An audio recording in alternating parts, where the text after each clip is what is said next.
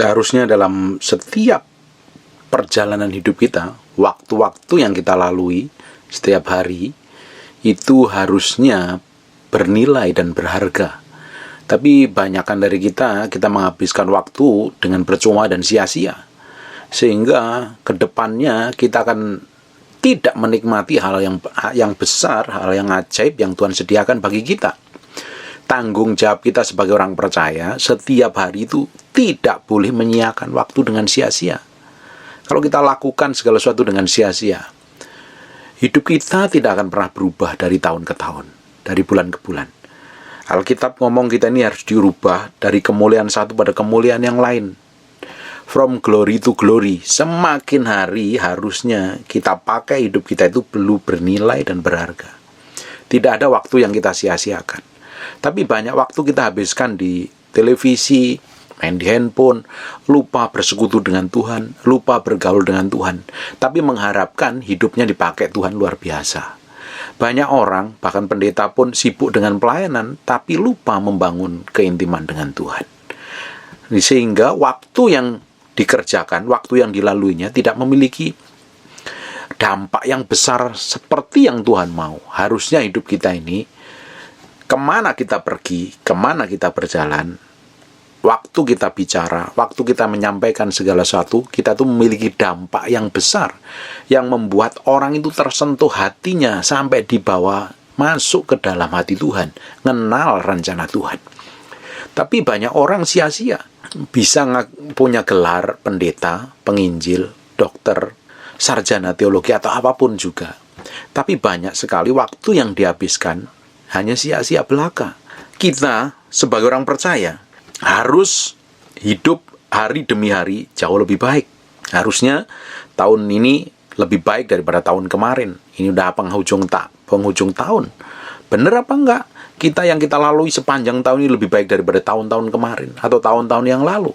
Tapi kalau kita yang lalui ini sama terus, tidak ada perubahan, tidak ada breakthrough, tidak ada terobosan, dan akhirnya tidak memiliki dampak yang besar otomatis. Kenapa kok bisa melakukan yang sama terus? Karena hasilnya sama terus, karena yang dilakukan hari-harinya adalah tetap sama. Orang dunia itu tahu persis. Orang gila atau insane adalah orang yang mengharapkan hasil yang berbeda, tapi hari-harinya apa yang dilakukan sama terus. Sekarang coba cek masing-masing dalam diri kita nih. Bener nggak? Kehidupan kita ini kita udah manfaatkan dalam banyak hal. Waktu yang ada ini kita gunakan sebaik mungkin, bertanggung jawab benar-benar di hadapan Tuhan. Benar nggak dipakai untuk benar-benar belajar menggali, belajar bertanggung jawab dengan pekerjaan yang sesungguhnya, atau lebih banyak dipakai dengan main-main? Kalau tidak, suatu hari kita akan membayar harga mahal waktu yang kita sia-siakan tersebut.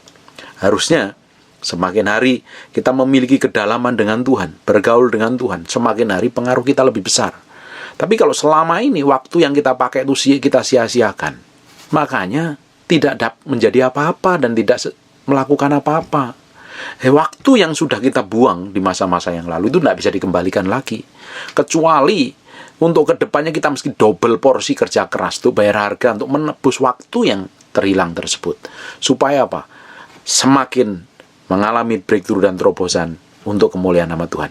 Kalau selama ini udah nggak pernah berdoa, nggak pernah belajar firman Tuhan, waktu yang digunakan sia-sia bahkan bikin trouble dan masalah hasilnya. Mulai hari ini harus memperhitungkan buat waktu yang ada, setiap menitnya itu begitu berharga di hadapan Tuhan. Pakai, bangun hubungan, tebus waktumu yang ada, balik hubungan pribadi dengan Tuhan. Saya ini lumayan, waktu saya itu terbuang banyak. Harusnya saya dipakai Tuhan. Kenal Tuhan itu umur dari kecil. Seandainya saya kenal Tuhan umur 18 tahun atau saya kenal Tuhan umurnya 20 tahunan, harusnya saya kenal Tuhan umurnya 13 tahun, mungkin sampai hari ini saya berjalan dalam ketetapan Tuhan, jalan dalam kebenaran Tuhan. Mungkin urapan saya lebih powerful lagi, pengetahuan hikmat saya lebih powerful lagi. Tapi banyak waktu yang saya sia-siakan, saya tidak gunakan dengan baik. Bahkan setelah saya lahir baru pun banyak waktu yang tidak dipakai dengan maksimal, tidak dipakai untuk bayar harga di hadapan Tuhan, bergaul dengan firman, bersekutu dengan Roh Kudus, sehingga kesininya tidak begitu powerful. Harusnya seandainya waktu saya setelah saya bertobat kitab, saya pakai benar-benar sungguh setiap hari memiliki pergaulan intim dengan Tuhan, belajar, menggali firman, bertanggung jawab dengan semua yang Tuhan percayakan, mau bisnis, pekerjaan, usaha, atau apapun. Hari ini saya akan menikmati perkara-perkara besar bersama Tuhan. Tapi nyatanya belum terlalu maksimal. Dan untuk kedepannya, untuk menebus waktu yang ada itu, saya harus lakukan kedepannya double porsi. Harga yang harus saya bayar, waktu yang dahulu udah terbuang sia-sia, saya harus kembalikan. Dengan apa? Saya melakukan yang lebih lagi, supaya ke depannya dapatkan hasil yang lebih lagi. Kalau kita ini banyak membuang waktu sia-sia, masa bodoh dengan hidupnya, dipikir hanya sekedar menjalani hidup, hidupmu tidak akan memiliki dampak apa-apa loh. Tidak akan memiliki dampak apa-apa. Seharusnya kehidupan kekristenan kita itu seperti ini. Buka sebentar bersama saya di 2 Korintus 3 ayat 18. Dan kita semua mencerminkan kemuliaan Tuhan. Harusnya semua kita ini mencerminkan kemuliaan Tuhan. Orang itu bisa melihat Tuhan melalui hidup kita terang-terangan. Tidak ada yang terselubung lagi. Karena apa? Tuhan manifestasi melalui sikap, perbuatan, tutur kata, dan kelakuan kita. Dan kita semua mencerminkan kemuliaan Tuhan dengan muka yang tidak terselubung. Nggak ada yang nutup-nutupin lagi. Orang bisa melihat kemuliaan Tuhan. Manifestasi dari pekerjaan Tuhan melalui hidup kita. Manifestasi dari hikmat pengertian melalui hidup kita. Manifestasi dari kebijakan dan hikmat melalui hidup kita. Manifestasi dari kuasa urapan, mujizat, tanda-tanda menyertai hidup kita. Harusnya orang itu bisa lihat. Bahkan orang dunia bisa merasakan Tuhan melalui hidup kita. Harusnya. Tapi banyak kita tidak mengalami hal seperti ini. Karena apa? Banyak waktu yang kita buang sia-sia selama ini. Kita pakai semau kita sendiri, ngikutin hawa nafsu kita sendiri, ngikutin kemauan kita sendiri. Kita tidak pernah peduli Tuhan, tidak pernah peduli kebenaran, tidak pernah peduli rencana Tuhan, tidak pernah bertanggung jawab dengan pekerjaan. Sehingga apa? Nggak pernah dapat promosi, nggak dapat bonus, nggak dapat peninggian. Hidupnya sama dari tahun ke tahun, tetap sama. Kalau orang percaya, semua anak Tuhan yang bekerja di dalam perusahaan harusnya tiap tahun mengalami promosi. Karena apa?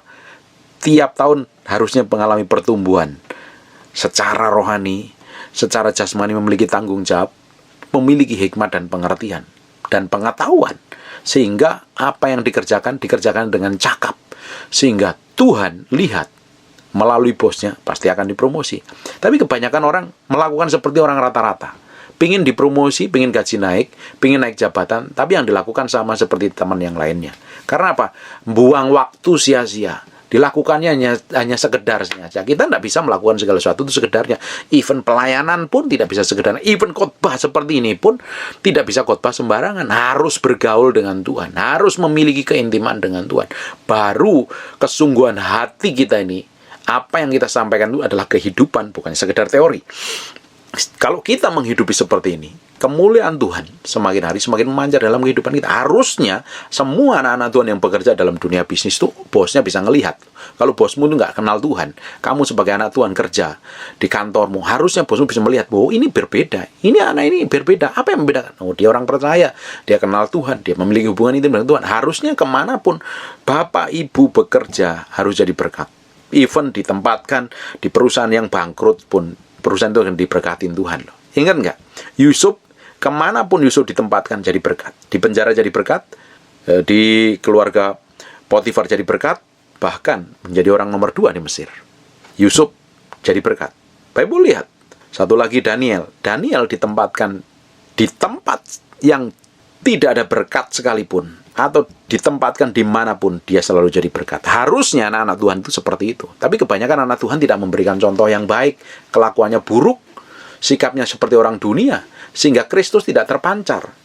Bahkan kita sebagai hamba Tuhan pun banyak mencerminkan, bukan mencerminkan kemuliaan Tuhan, mencerminkan sikap-sikap orang dunia loh. Ini yang kita harus perlu kembali bertobat.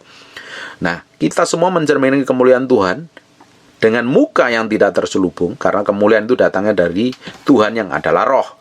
Maka kita diubah menjadi serupa dengan gambarnya. Ya, kita ini perjalanan hidup kita hari demi hari, menit demi menit, kita itu harus berubah. Diubah terus semakin hari semakin menjadi serupa segambar dengan Tuhan. Makanya diizinkan proses, diizinkan benturan dengan satu dengan yang lain. Besi menajam, besi manusia menajamkan sesamanya. Kalau kamu ada konflik sama orang, nggak cocok sama orang, ada masalah orang, bersyukur Tuhan lagi bentuk hatimu. Jangan malah komplain, jangan malah nyalain.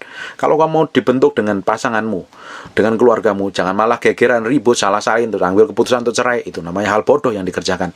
Kadang kita ini diubah menjadi serupa segambar dengan Tuhan. Itu Tuhan pakai orang-orang di sekitar kita. Makanya bersyukur kalau ada suami yang karakternya berbeda, istri karakternya berbeda. Sebenarnya lagi dimurnikan, dipertajam karaktermu untuk diubah menjadi serupa segambar dengan Tuhan. Kita tidak bisa dirubah segambar dengan Tuhan kalau kita nggak diproses melalui orang-orang di sekitar kita. Makanya bersyukur yang sudah menikah, pasti pasanganmu dipakai Tuhan untuk memproses, membentuknya. Jangan komplain, tapi nikmatin hidup bersama Tuhan, karena dia adalah orang-orang yang dikirim Tuhan untuk membentuk kita. Mungkin ada bosmu yang killer, yang sadis, yang ketus, dan lain sebagainya. Harus bersyukur, karena orang itu dipakai Tuhan untuk membentuk kita. Segala sesuatu kadang masalah terjadi, problem, tekanan hidup, macam-macam, dipakai Tuhan untuk membentuk karakter kita ini menjadi serupa segambar dengan Tuhan. Kalau kita dibentuk, sebenarnya Tuhan mau keluarkan semua-semua yang buruk dalam diri kita. Dipencet dulu. Seperti buah zaitun itu, buah zaitun, kalau ketika diperas, keluar minyaknya sangat mahal sekali. Dulu saya sering beli sekali buat tiap malam saya olesin di kaki istri saya. Dan kakinya sekarang mulus sekali. Dan harganya memang mahal di antara minyak-minyak yang lain. Dan bagus sekali, harus diperas dulu. Ditekan dulu baru minyaknya keluar. Ampasnya dibuang. Dan itu pun perlu disaring supaya sampai bersih, akhirnya keluar. Hal yang buruk dalam diri kita itu harus ditekan dulu, baru keluar yang buruknya. Yang murni muncul, yang buruk dibuang. Ya, kelakuan-kelakuan yang buruk ini harus benar-benar dibuang supaya kita bisa diubah menjadi serupa segambar dengan Tuhan, sehingga orang dunia bisa melihat, orang-orang sekitar kita bisa melihat bahwa kemuliaan Tuhan diserial manifestasi melalui kehidupan kita. Maka kita diubah menjadi serupa dengan gambarnya dalam kemuliaan yang semakin besar. Dalam terjemahan bahasa Inggris sangat bagus sekali. Kita itu diubah dari hari ke hari, from glory to glory. Hari ini dalam kemuliaan, besok dalam kemuliaan, besok dalam kemuliaan. Makanya kalau Bapak Ibu ngikutin khotbah saya sering ngomong hal ini. Kita tuh harusnya berubah nih. Hari ini dalam kekudusan, besok berjalan dalam kekudusan, besok berjalan dalam kekudusan, besok berjalan dalam kekudusan, terus setiap hari. Pasti ada promosi, nggak ada waktu yang sia-sia. Hari ini kita berdoa 1 jam. Mungkin nggak kuat sampai 1 jam. Mungkin saya berdoa hanya 15 menit. Besok tambahin 5 menit jadi 20 menit. Besok tambahin jadi 20 menit. Besok tambahin 30 menit. Besok tambahin. Terus ada peningkatan. Karena peningkatan yang kita kerjakan setiap hari bersama Tuhan, itu yang membuat kita itu semakin hari semakin diubah di dalam hadirat Tuhan. Saya juga pernah sering ngomong bahwa kalau kita ingin mati daging, pikul salib sangkal diri, itu cara matiin daging yang paling cepat adalah kita masuk dalam hadirat Tuhan. Karena sebelum masuk dalam hadirat itu kita mesti beresin hati dulu, dan kita harus murnikan. Kalau kita sering masuk dalam hadirat, kita sering beresin hati, kita sering koreksi diri kita. Tapi kalau orang tidak pernah koreksi diri, itu selalu menganggap orang lain salah dan dirinya benar sendiri. Dirinya paling hebat, dirinya paling mampu, dirinya paling sanggup, dirinya paling kaya, paling diurapi, paling masyhur, dan lain sebagainya. Sehingga apa? Keras, susah dibentuk. Makanya dari tahun ke tahun tidak ada perubahan. Hanya orang yang berubah. Kita harus ngikutin perubahan zaman loh. Hari ini, kalau kita nggak ngikutin perubahan zaman, kita akan ketinggalan. Sekarang, yang lagi ngetren bisnis secara online. Kalau kita nggak ngerti, bahkan even kita beli makanan secara online loh. Kalau kita gaptek, nggak bisa pakai teknologi, kita ketinggalan zaman loh.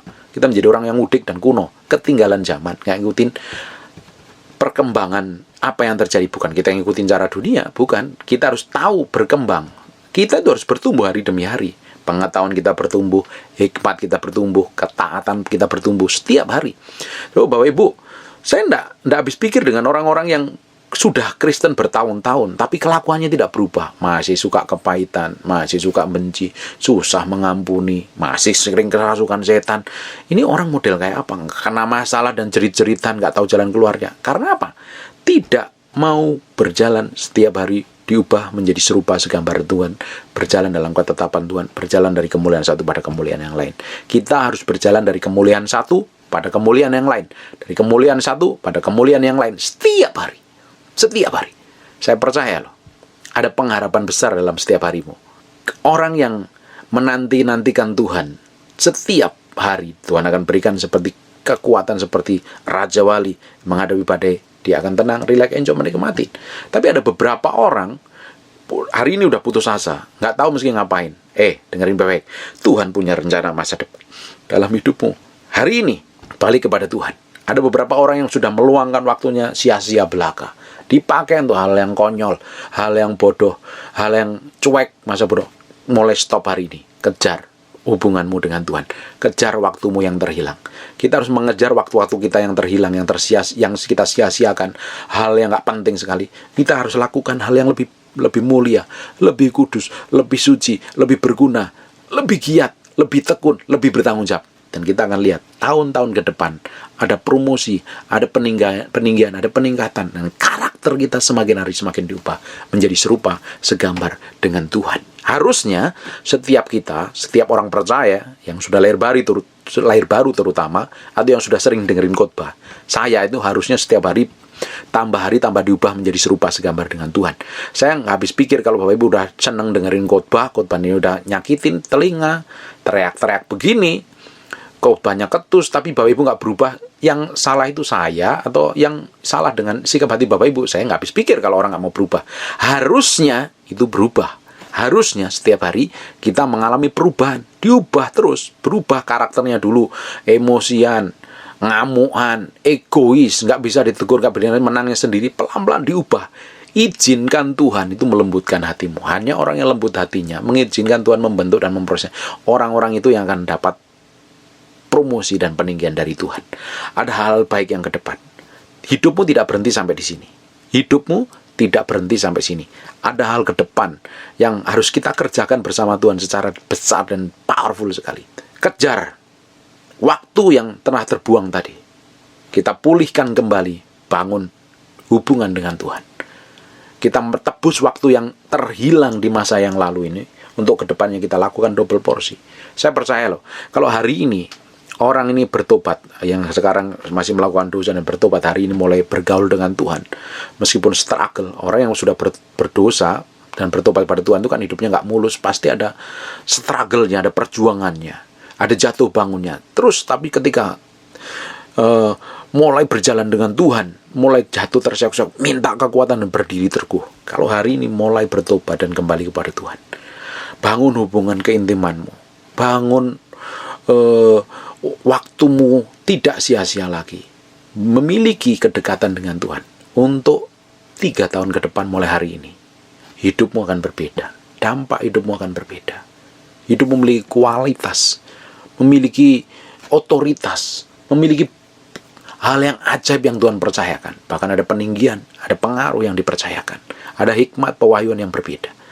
Dimulai dengan hari ini, balik kepada Tuhan. Bapak Ibu, jangan siakan waktu semenit pun dengan sia-sia, melakukan hal sia-sia. Kurangi hal yang bodoh yang kita kerjakan sia-sia itu.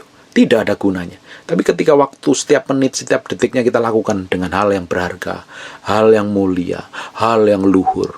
Terutama belajar perbaiki kelakuan yang buruk, tutur kata yang jelek, sikap yang ketus, sikap yang negatif, perlakuan yang melecehkan, merendahkan orang lain. Karena kecenderungan manusia yang gak bertobat itu sukanya merendahkan orang lain, sukanya melecehkan, menganggap rendah orang lain. Itu harus dibuang. Ketika kita nih membersihkan diri terus dari semua kejahatan yang di dalam kita, karena kejahatan yang di dalam kita ini seringkali orang lain gak lihat, yang di dalam hati ini kita harus bersihkan.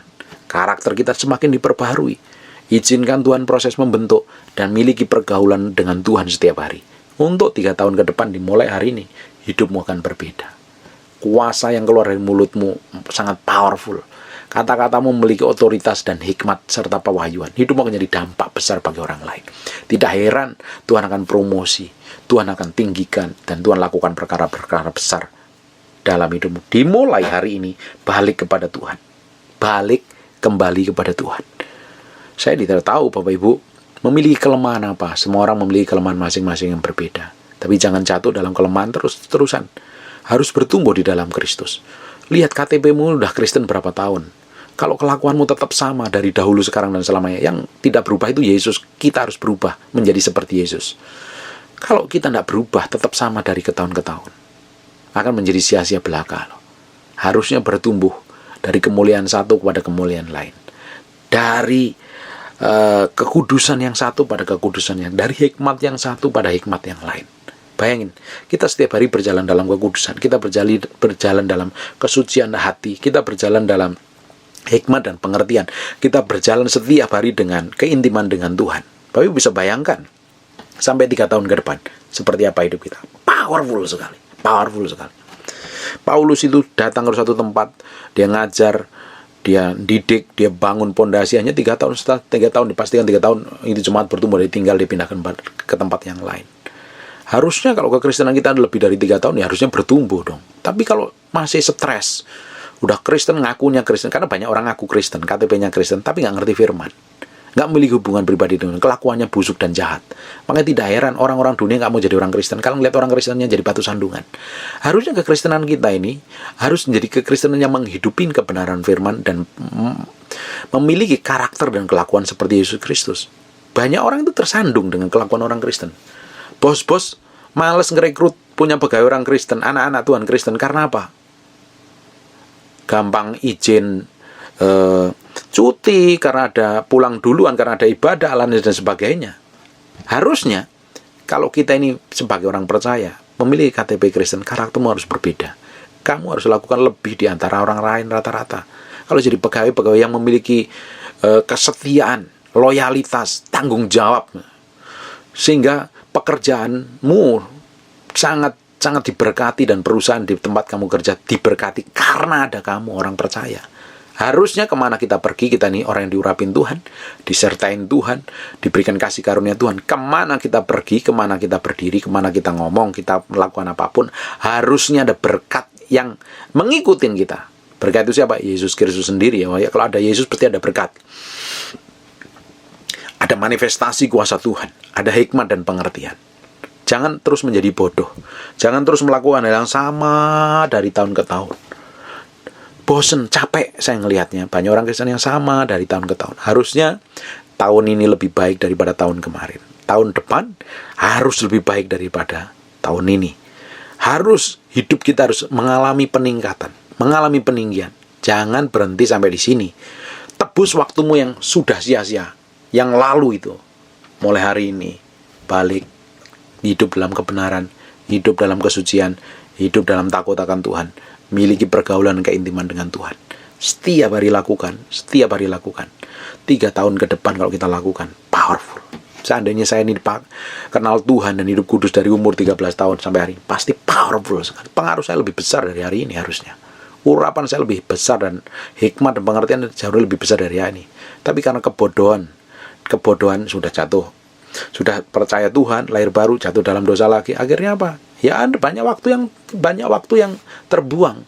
Kita harus tebus waktu itu ke depannya. Karena suatu hari kita akan bertanggung jawab loh. Dari setiap menit yang Tuhan berikan kepada kita, kita akan bertanggung jawab loh. Pakai apa? Semua hikmat, pengertian, semua karunia dan anugerah, keterampilan yang Tuhan berikan kepada kita itu, Tuhan minta pertanggungjawaban. Kita pakai untuk apa? Harusnya kita kerjakan, kita maksimalkan, kita sungguh-sungguh lakukannya untuk Tuhan, dan nama Tuhan dipermuliakan melalui kehidupan kita. Ujung dari segala sesuatu, kita akan terus diubah menjadi serupa, menjadi sama seperti Yesus Kristus, dan hidup kita memiliki dampak yang besar. Orang lain harusnya bisa menikmati Tuhan melalui hidup kita. Orang lain tuh harusnya benar-benar menikmati Tuhan melalui kehidupan kita. Sungguh-sungguh. Tapi kalau Tuhan itu bisa menikmati hidup kita ya, orang-orang di sekitar bisa menikmati. Coba sekarang tanya, saya cek nih, mau cek kan gampang. Hidup kita itu jadi berkat apa belum, itu kan gampang. Coba cek nih, pasangan hidupmu itu udah menikmati Tuhan melalui hidupmu apa tidak? Atau malah mereka sakit hati, mereka kepahitan dengan kelakuanmu. Kalau kelakuanmu nggak dari tahun ke tahun nggak berubah, ya bertobat mulai hari ini. Coba tanyain anak-anakmu, tanyain istrimu, tanyain suamimu. Selama ini mereka menikmati Tuhan melalui hidupmu apa enggak? Coba tanya aja, simpel. Coba ngomong dari hati ke hati.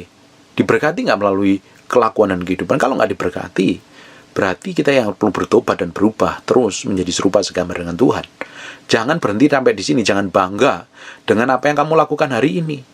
Karena yang kita lakukan itu seringkali malah menyakitin banyak orang. Kalau yang kita kerjakan, yang kita omongin, yang kita lakukan seringkali menyakitin hati orang, tidak menjadi berkat, artinya kita perlu bertobat loh. Perlu berbalik sama Tuhan loh. Sekalipun kau rajin ke gereja, tapi kelakuanmu nggak berubah, nggak jadi berkat, ya perlu bertobat. Bisa hidupnya di gereja, makan di gereja, tapi kelakuannya dari batu sandungan, ya perlu bertobat juga. Bahkan banyak pelayan Tuhan jadi batu sandungan, ya perlu bertobat juga. Orang saya aja sampai hari ini bertobat terus untuk diubah menjadi serupa segambar dengan Tuhan. Kita harus mengalami proses perubahan. Semakin hari semakin menjadi serupa segambar dengan Tuhan. Kalau diizinkan, pemurnian, besi menajamkan besi, manusia menajamkan sesamanya, nggak usah komplain, nikmatin. Mungkin ada beberapa orang yang gegeran sama istrinya, atau gegeran sama suaminya, karena banyak jadi batu sandungan buat pasangan hidupnya di masa yang lalu. Ya hari ini bertobat, balik kepada Tuhan, rubah karaktermu, kelakuanmu. Jangan malah bangga dengan kelakuan dan karaktermu yang buruk. Kalau banyak orang tersandung ya, suami istri seringkali gegeran. Karena ada beberapa orang yang egois. Kalau nggak suaminya yang egois, ya istrinya yang egois. Kebanyakan perempuan tuh egois, nggak mau ngertiin suami kadang. Ya, tapi imbang lah. Kalau ada juga ya laki-laki lah nggak bisa ngertiin istrinya yang egois juga, ya itu bertobat. Kalau kita ini nggak bisa bangun hubungan yang baik suami istri, berarti ada hal yang perlu diberbagi dalam hidup kita loh. Coba dicek hidup kita itu masing-masing. Kalau yang jadi anak nih udah menyenangkan orang tuanya, coba tanya nih, Pa, Ma, sudah seneng nggak dengan kelakuanku? Kalau jadi istri, tanya suamimu, tanya istrimu, udah seneng nggak dengan kelakuanku? Bisa menikmatin Tuhan melalui. Kalau belum, bertobat, balik sama Tuhan. Saya sering kali tanya, Hani, kamu udah bangga nggak jadi memiliki suami saya? Ya, dia sering kali kirimi daftar kekurangan saya. Mesti saya bertobat dan berubah. Kalau saya masih makan daging, makan nasi, artinya masih ada perbuatan-perbuatan yang buruk yang harus diperbaiki. Belum ada yang sempurna. Kita pun kan belum nggak ada yang sempurna. Ada hal yang perlu disempurnakan terus bersama Tuhan. Minta kekuatan Tuhan, minta hikmat Tuhan. Terus minta terus untuk kita tuh dibukakan hal yang buruk terjadi dalam hidup kita ini, supaya kita bisa berubah ke depannya, hidup kita jauh lebih baik. Ada beberapa orang yang waktu yang dilaluinya bersama pasangannya itu sudah sering nyakitin, melukai, akhirnya benar-benar luka. Dan dia harus menebus waktu-waktu yang terbuang sia-sia tadi, harus ditebus dengan harga yang mahal. Harus berubah supaya pasangannya nggak terluka. Supaya pasanganmu balik, ya kamu yang berubah dulu, persiapin dirimu yang berubah. Ada beberapa istri suaminya udah kabur, beberapa suami istrinya kabur. Kenapa kok bisa kabur? Ya dicek kelakuanmu sudah seperti Yesus atau belum, atau malah jadi batu sandungan. Jangan salahin pasanganmu, cek dirimu sendiri, bertobat. Kalau kita bertobat, kita ini berubah. Orang di sekitar kita juga menikmatin Tuhan, pasti berubah. Tapi banyak orang merasa orang lain yang perlu berubah, dirinya tidak mau berubah. Dan nuduh-nuduh, nyakitin, menghakimin. Terus pingin diberkati, pingin dipulihkan. Sampai matamu biru juga nggak akan terjadi apa-apa. Orang-orang model seperti ini loh, yang seringkali malah jadi batu sandungan. Yang keras kepala, susah dinasihati, susah ditegur. Jadi batu sandungan. Sehingga apa? Nggak akan terjadi apa-apa, dari tahun ke tahun tetap sama.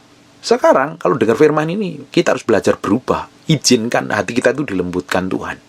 Jangan miliki hati yang keras, yang gak mau berubah, menangnya sendiri, egonya sendiri. Izinkan Tuhan merubah hati kita loh. Saya minta Tuhan ubah, seringkali malah gak enak.